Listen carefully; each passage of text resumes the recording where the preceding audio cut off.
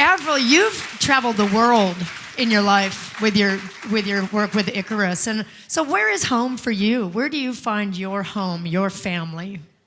I have to say Sydney is home for me. Woo-hoo! Absolutely, I love this place.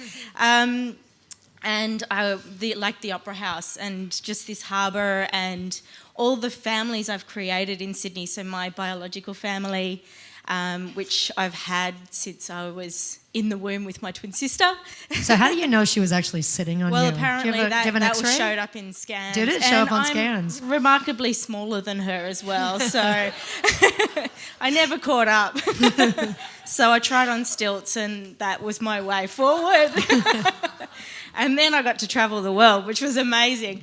But just travelling the world and seeing cities all over the world and actually developing relationships with my circus community all over the world, and then coming home and seeing that actually the arts community in Australia still has a lot to grow, and we need more money from the government and more sort of support. But there's so many people moving here or just coming here because it's such an amazing place. And what you're saying, Brenna, about the kids being so accepting, I think kids are born without any sense of judgment.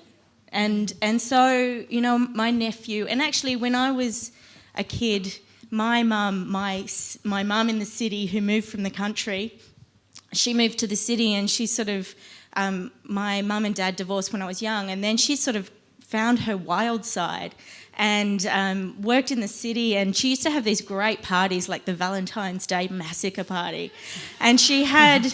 no wonder you ended up on stilts. Yeah, I know. Hey. It was inevitable. Yeah.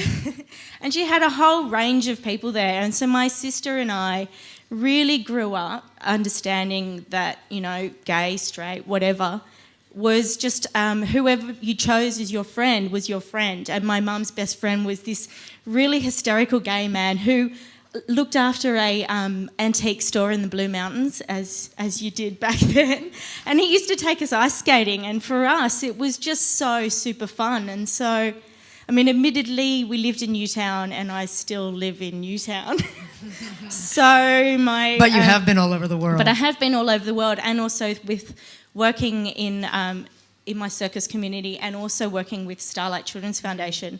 I've worked with kids and families all over Australia as well. So I've seen the different approaches to and different acceptances in different areas of Sydney. I mean, that's why I stay in Newtown, because it's so accepting. Yeah, at the end of the day, Sydney's my home. Probably Newtown is even more my home. And I was born at RPA, so there you go. I have gone all over the world, but I've come back home. Yeah.